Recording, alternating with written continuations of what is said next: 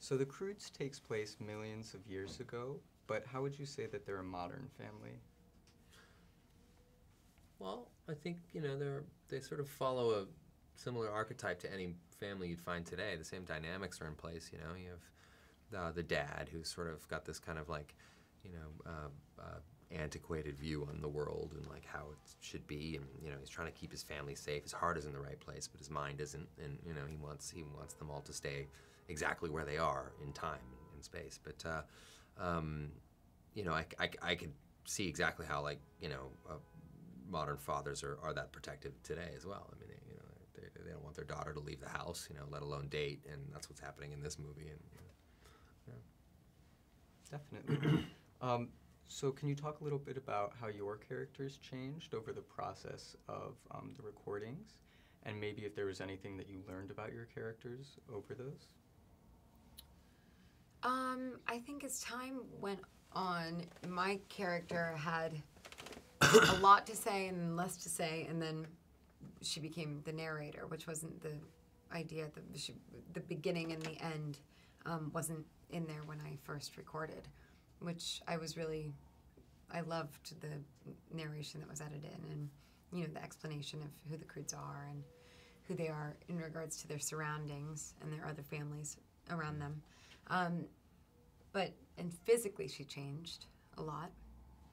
But and I changed her voice a few times. How about yours? I think Guy changes quite a bit. I mean, Guy, when we meet him, is he's a guy who's on his own and doesn't have any family to speak of or anything like that. But he's somewhat evolved. He learns how to.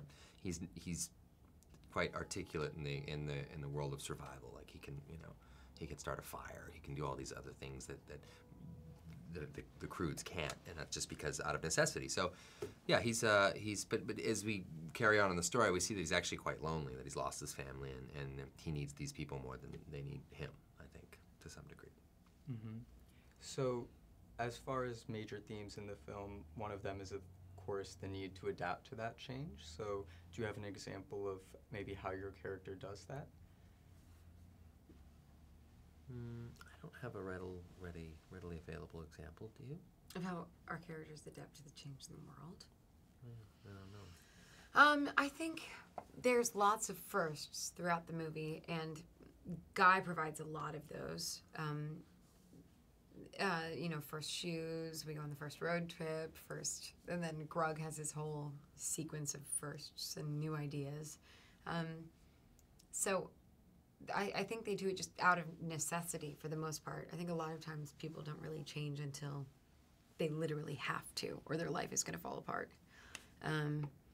So the world is literally falling to pieces, so they kind of have to. Their cave is no more, so they have to change in a way. Mm-hmm. I don't know what that answer was. It kind of went like this. I felt like you stuck the landing and personally. then it came out. Thank you. Put a little button on it.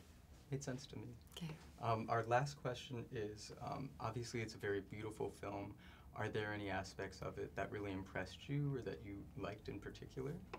Well, I think any time a filmmaker does something wonderful, it's like they've created a world in which you really want to live in, and I think this world and its multiple sort of terrains that we kind of go through as the Croods journey forward is pretty amazing. I mean, it's, they created probably one of the few 3D films that I think really, really, truly warrants 3D. I mean, it's that treatment is incredible. I mean, what they did with it, Roger Deakins, who consulted on the film, was a huge DP. I mean, he just created a beautiful world.